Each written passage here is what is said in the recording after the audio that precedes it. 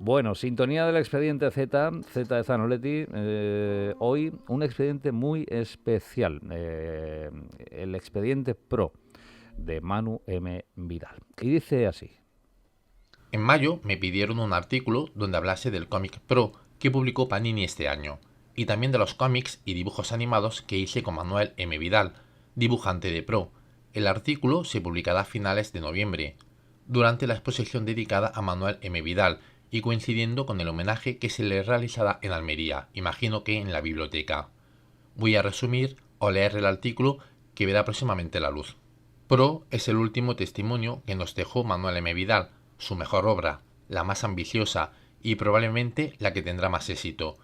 Y no se debe olvidar que Manuel M. Vidal ya había hecho pareja con Yami Delano en La leyenda del dragón especial, publicada en 2006 por Planeta D'Agostini, un volumen especial basado en la serie de dibujos animados homónima que produjo la compañía alemana BKN International, destinada al mercado británico, y a emitirse por CBBC. Sin embargo, la serie no tuvo continuidad y se canceló de repente, dejando el final en suspense.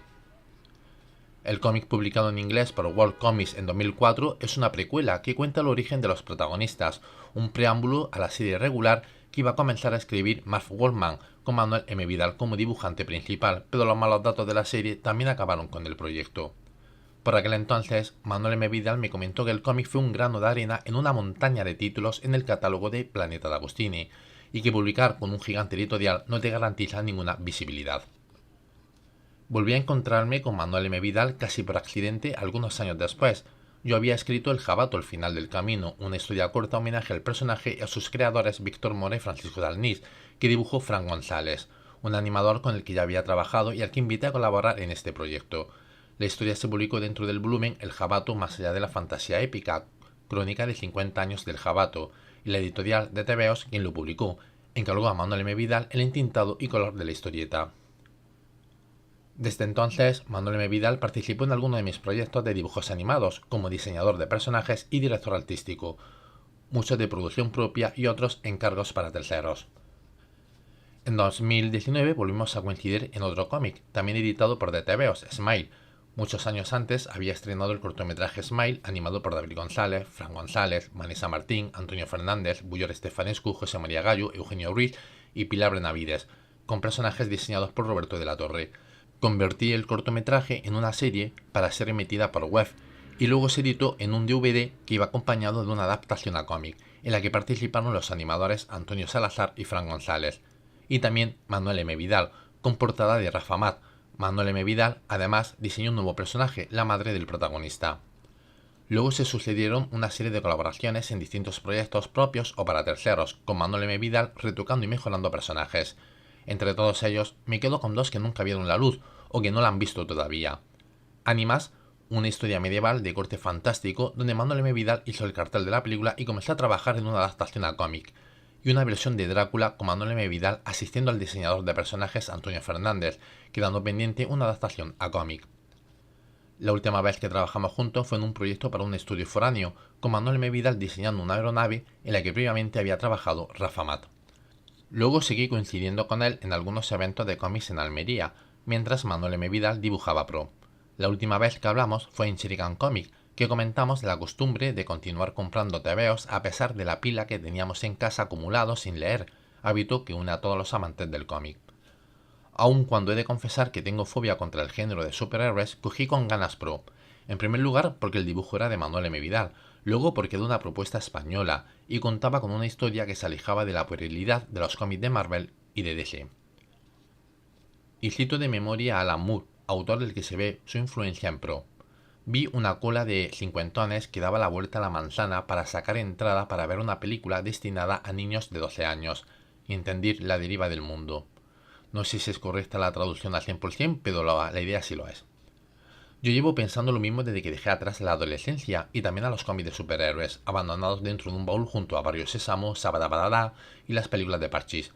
Y no manifiesto la mala calidad de esos trabajos, algunos eran obras maestras, como también lo era Barrio Sésamo, y del mismo modo no implica que se publiquen grandes obras de superhéroes destinadas a todos los públicos o a un lector adulto, pero es una aguja en un pajar que no susana mi fobia. Pro es una obra ambiciosa, con el mismo tono épico de las grandes producciones de superhéroes, y capaz de tutear a cualquier título procedente de otro lado del Atlántico.